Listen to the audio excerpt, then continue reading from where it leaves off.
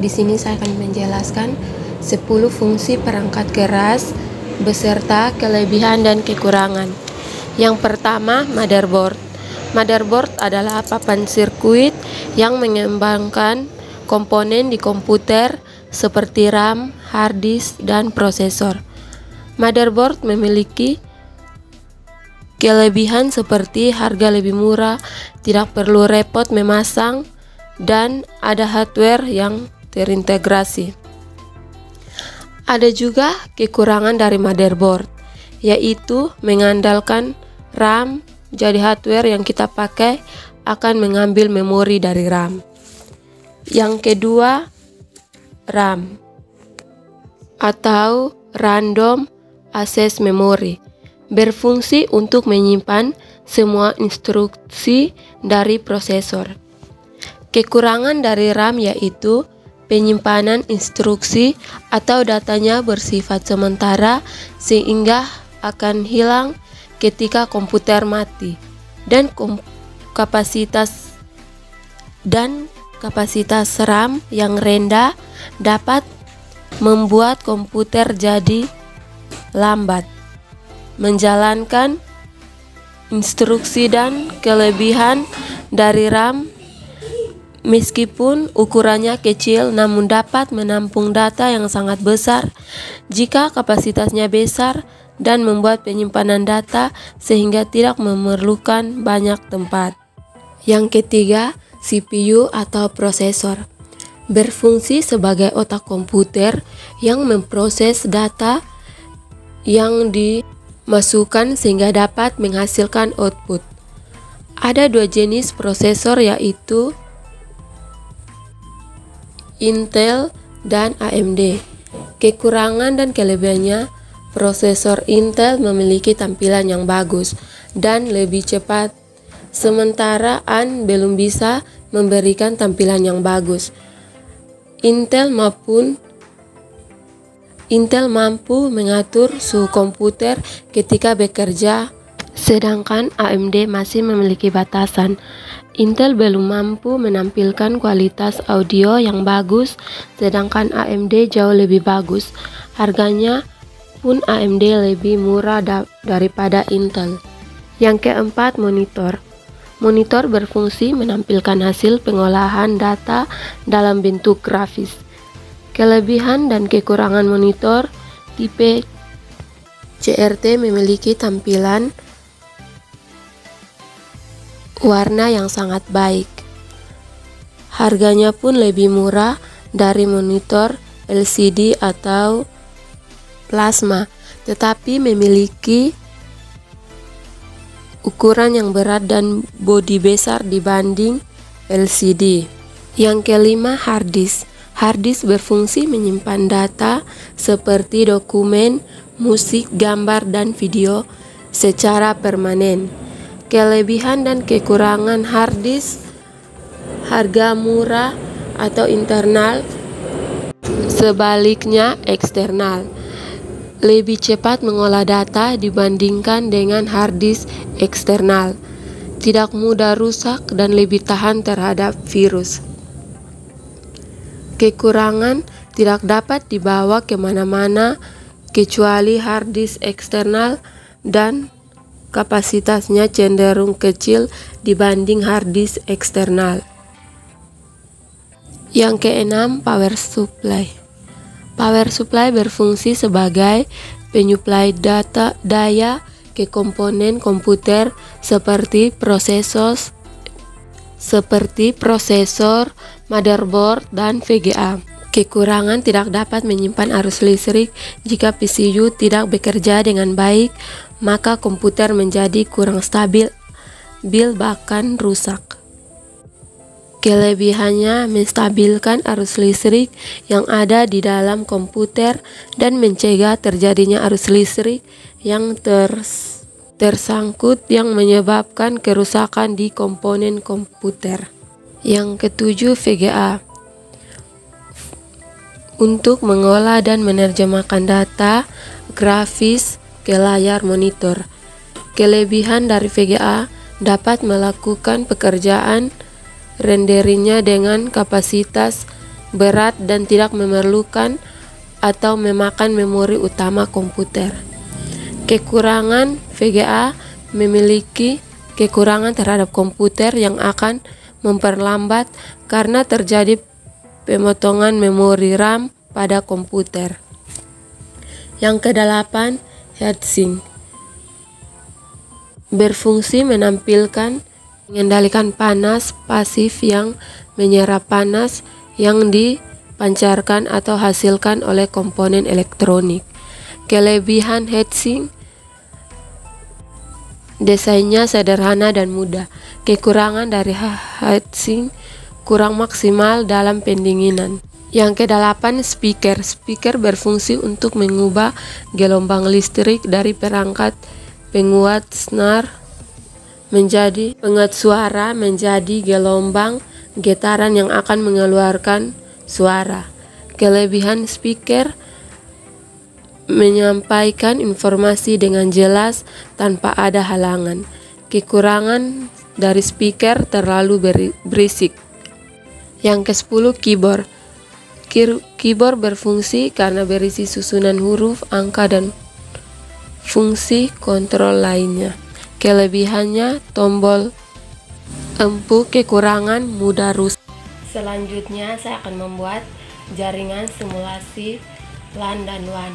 Yang pertama, kita klik di komputer,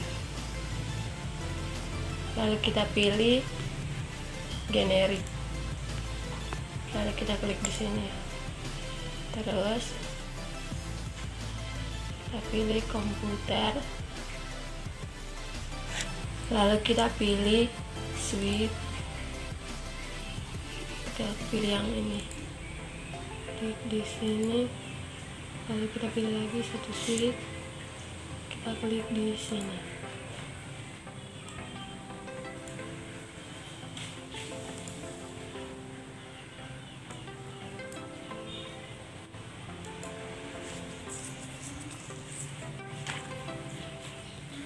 Lalu kita pilih apps, kita klik di sini, terus kita pilih lagi komputer,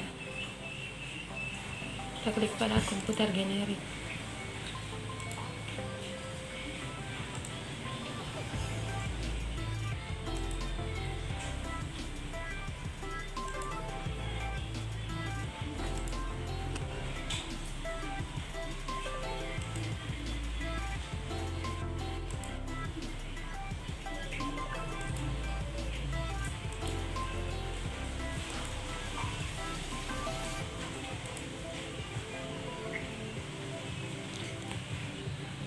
Lalu kita gunakan satu laptop.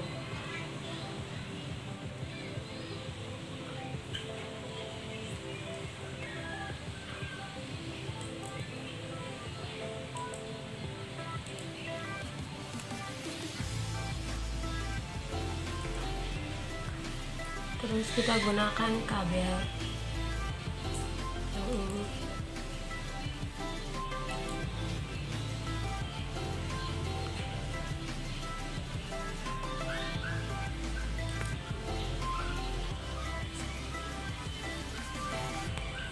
Lalu kita gunakan kabel ini agar lebih gampang karena akan mengetahui kabel tipe apa yang pas.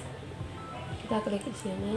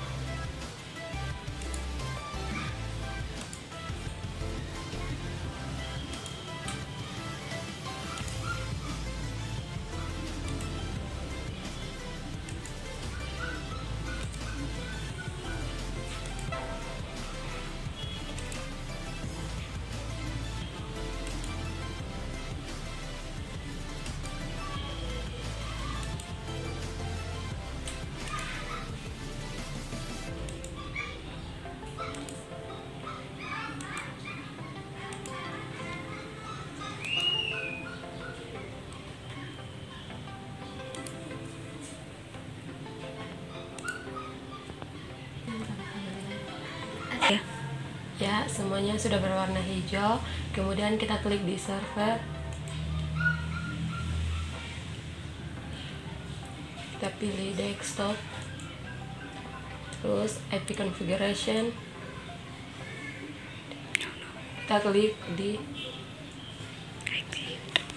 lalu kita masukkan IP address.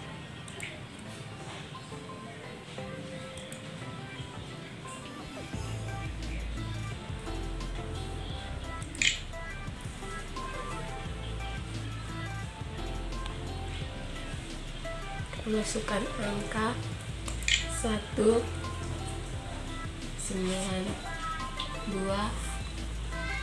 titik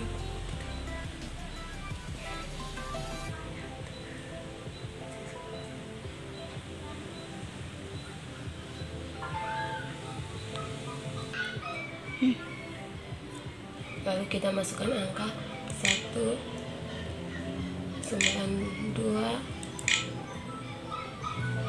titik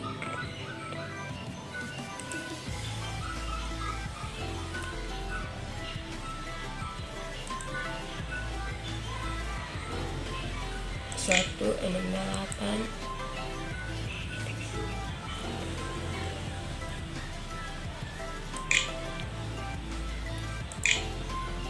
titik 1.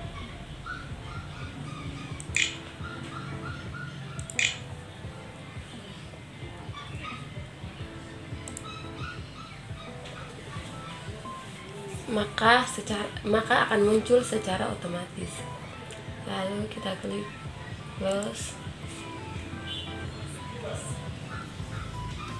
Lalu kita klik di service.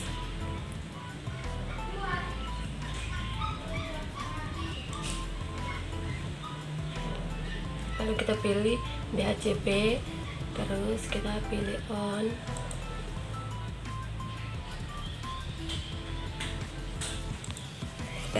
Lalu kita masukkan start IP address-nya. Kita ganti yang 0 ini menjadi 1.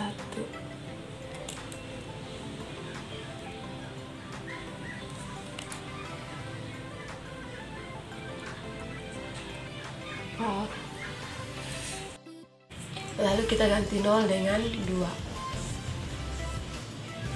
Ya.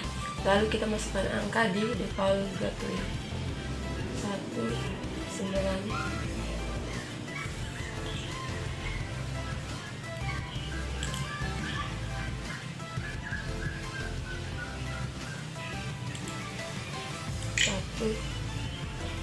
192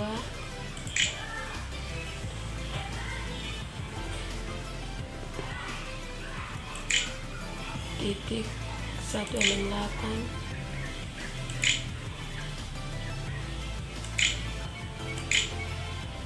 titik 1 titik 1. Lalu kita save.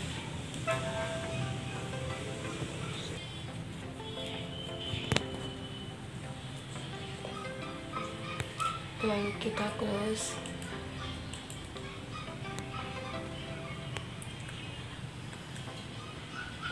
Lalu kita klik pada komputer, kita pilih desktop, IP configuration, kita masukkan IP address, lalu kita klik di DHCP, terus kita masukkan IP address. Ya. Maka akan muncul secara otomatis. Lalu kita close lagi, kita pilih komputer yang kedua, kita klik,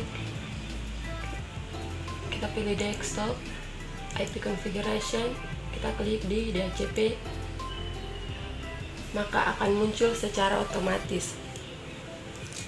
Lalu kita close, kita pilih komputer yang ketiga, kita pilih desktop, IP configuration, kita klik di DHCP, maka akan muncul secara otomatis. Kita close, kita pilih komputer yang keempat, pilih desktop, lalu kita pilih IP configuration, lalu kita klik pada DHCP, maka akan muncul secara otomatis. Lalu kita close.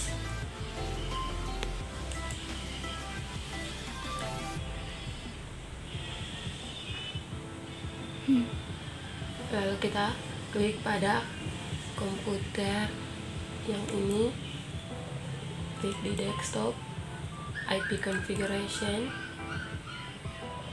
maka akan muncul secara otomatis. Lalu kita close, kita pilih lagi komputer yang ini, kita klik di desktop, IP configuration, kita klik di DHCP, maka akan muncul secara otomatis. Lalu kita close. Lalu kita klik di komputer, kita pilih desktop, IP configuration, lalu kita klik di DHCP, maka akan muncul secara otomatis.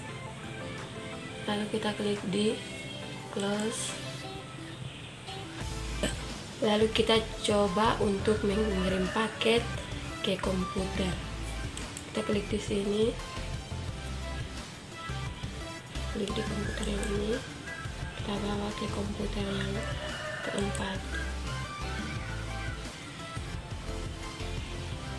dan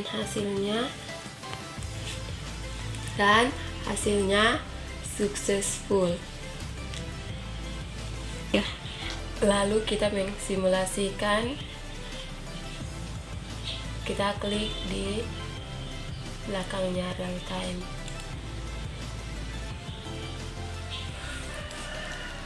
kita klik di auto chapter,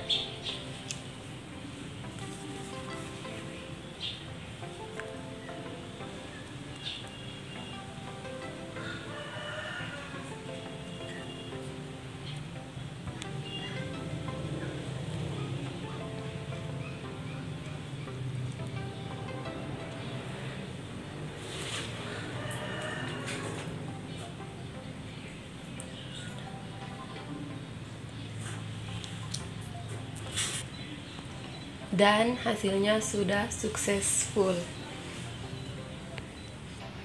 Kita delete dulu.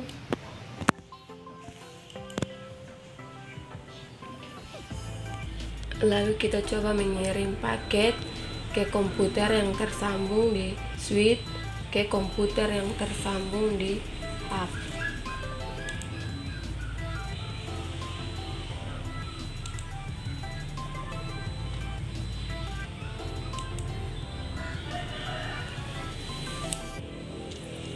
Dan hasilnya successful.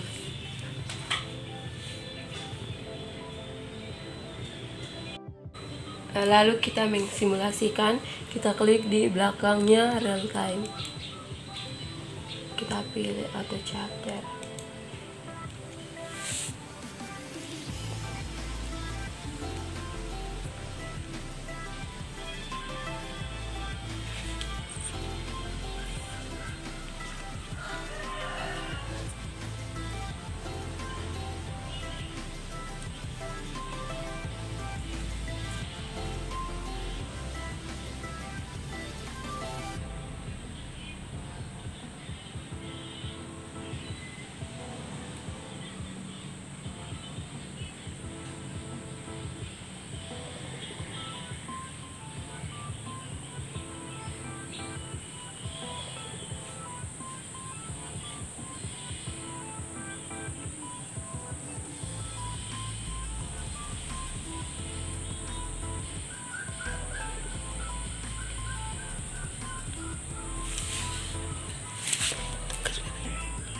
dan hasilnya successful. Oke, kita lanjut yang kedua. Kita pilih server, kita klik di sini, terus kita pilih laptop, kita kita klik di sini, lalu kita klik di sini, terus kita pilih wireless tablet.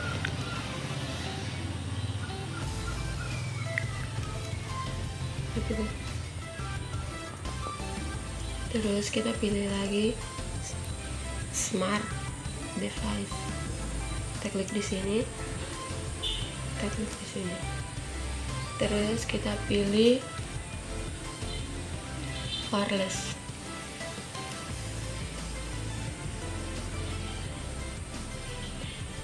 Terus kita pilih yang generik.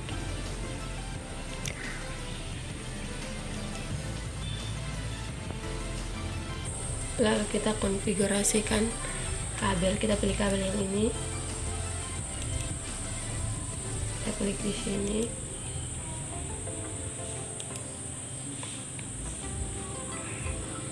Klik di sini.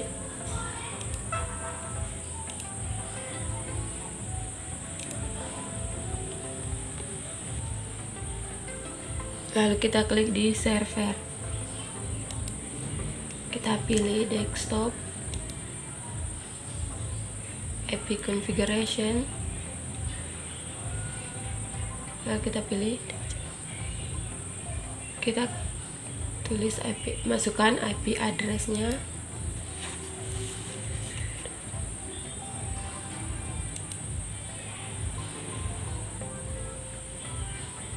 Satu 92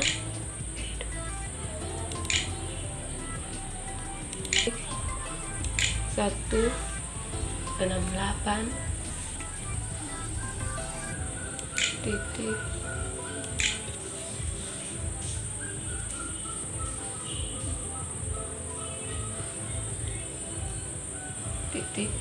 2.1.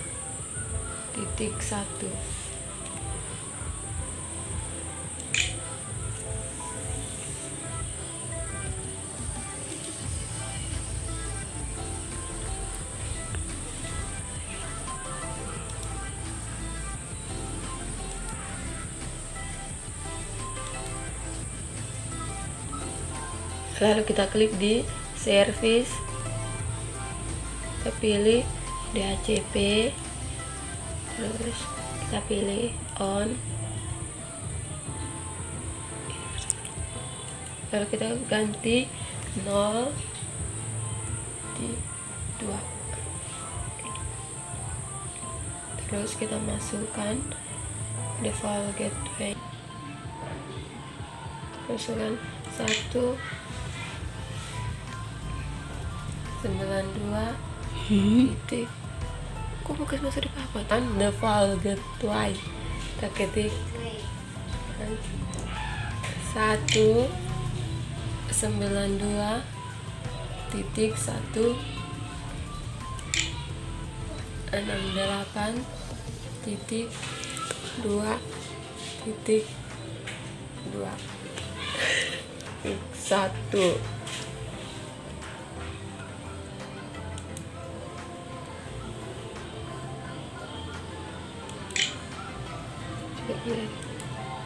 Oke.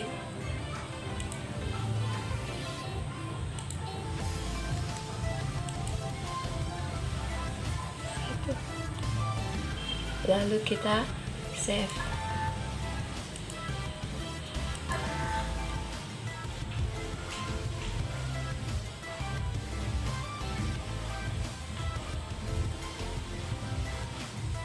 Lalu kita close.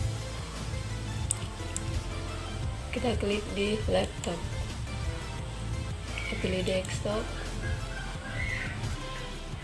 lalu kita matikan lampunya, kita ganti dengan yang ini.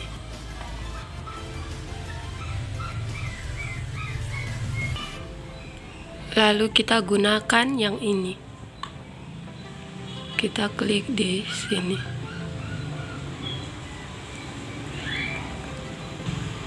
Kemudian kita hidupkan lampunya, kita close, coba untuk mengirim paket